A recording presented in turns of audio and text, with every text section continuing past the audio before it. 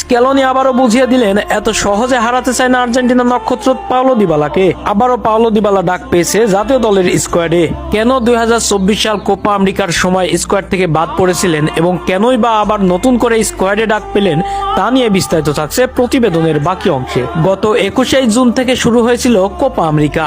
Copa আমেরিকার জন্য 29 সদস্যের প্রাথমিক দল ঘোষণা করেছিল আর্জেন্টিনা।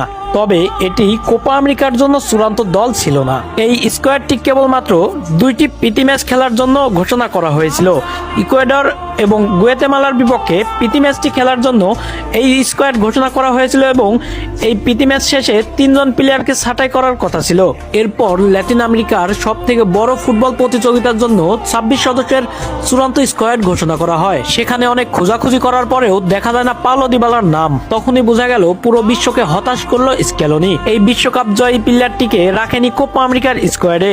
এতে করে হতাশ হয়েছেন অনেক আর্জেন্টাইন ভক্ত। তবে ভক্তদের মনে এখনো একটাই প্রশ্ন, কেন নেই পাওলো দিবালা স্কোয়াডে? তবে অনেকেই আন্দাজ করছিলেন তার ফর্ম খারাপ, এই কারণেই তাকে রাখা হয়নি কোপা আমেরিকার স্কোয়াডে। কিন্তু আসলে সেটা নয়। কোপার স্কোয়াড ঘোষণা করার 1 মাস আগে রোমায় একটি ম্যাচ খেলতে যায়।